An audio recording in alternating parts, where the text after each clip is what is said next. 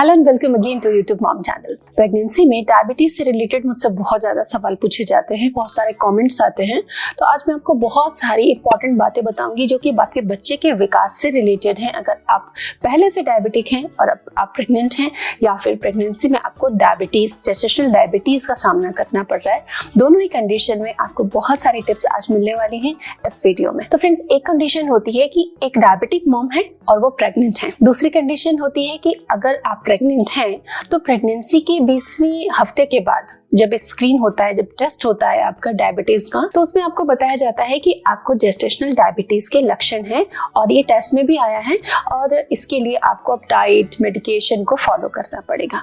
लेकिन ये सब आप करते हैं, शायद आपको ये नहीं पता कि डायबिटीज का असर आपके बच्चे के विकास से जुड़ा हुआ है। किस तरीके से जुड़ा हुआ है, पहली तिमाही में क्या हो सकता है, उसके बाद क्या हो सकता है, डायबिटीज का लेवल कितना होना चाहिए, ये सारी चीजें अब मैं आपको बताऊंगी। तो सबसे पहले हम बात करते हैं कि जो ऑलरेडी डायबिटिक हैं और अभी वो प्रेग्नेंट हैं। तो अगर आप डायबिटिक हैं और आप प्रेग्नेंट हैं, डायबिटिक लोगों का जो ब्लड शुगर का टेस्ट होता है, जो 3 महीने का आंकड़ा बताता है कि एवरेज औसत शुगर का स्तर कितना गया है। अगर वो 6 से कम है तो फिर भी ठीक है, कोई ज्यादा समस्या की बात नहीं। लेकिन अगर वो 6 से ऊपर चला जाता है तो उससे क्या संभावित खतरे हो सकते हैं गर्भ में पल रहे शिशु को।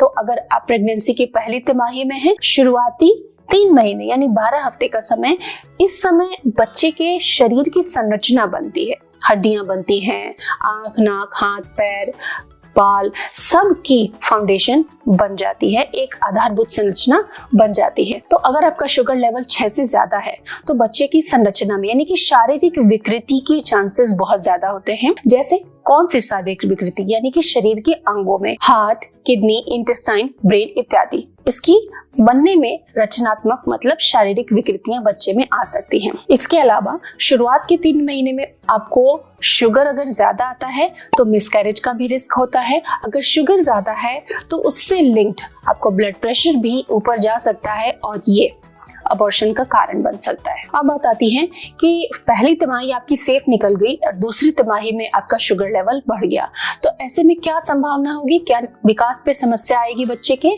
तो IUGR, intra uterine growth retardation, यानी कि गर्भ में जो शिशु का विकास है, जो वेट गेन होना चाहिए सही तरीके से, जितना डेवलप होना चाहिए बच्चा, उस तरीके से वो डेवलप नहीं होगा। रिटार्डेशन यानी कि ग्रोथ की कमी बच्चे में रहेगी।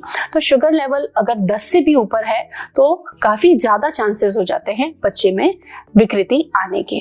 तो ब्लड शुगर लेवल को प्रेगनेंसी में आप अगर कंट्रोल करके रखती हैं तो बच्चे में विकृति के चांसेस नहीं होते हैं। लेकिन उसके लिए आपको सही डाइट, सही रूटीन, एक्सरसाइज और कभी कभार अनियंत्रित शुगर में मेडिसिन का भी सपोर्ट लेना पड़ता है। लेकिन बच्चे की ग्रोथ रिटार्डेशन को समझने के लिए और उसके लिए समय पर सही दवा और उपचार होने के लिए आपको समय समय पर अपने टेस्ट कराने होंगे। जैसे 12th वीक पे, 16 वीक पे, 20th वीक पे अलग अलग टेस्ट होते हैं, डबल मार्कर और एनोमली स्कैन, सारे टेस्ट आपको जरूर कराने चाहिए अगर आप डायबिटिक हैं या आपको प्रेगनेंसी में डायबिटीज पता चला है। तो जब आप टाइम से टेस्ट कराते हैं तो उसके लिए जो जरूरी उपाय हैं, जो जरूरी मेडिकेशन है, जो जरूरी सावधानियां हैं, डॉक्टर आपको बताते हैं और आपकी प्रेगनेंसी सेफली पूरी हो जाती है। इसके अलावा कॉम्प्लेक्स कार्बोहाइड्रेट, पर्याप्त मात्रा में प्रोटीन, नियमित एक्सरसाइज करके और प्रोसेस्ड फूड से बचकर आप अपने शुगर को नियंत्रित रख सकते हैं, अपनी प्रेगनेंसी को सेफ रख सकते हैं और इससे जेस्टेशनल डायबिटीज का खतरा भी कम रहता है। Thanks for watching.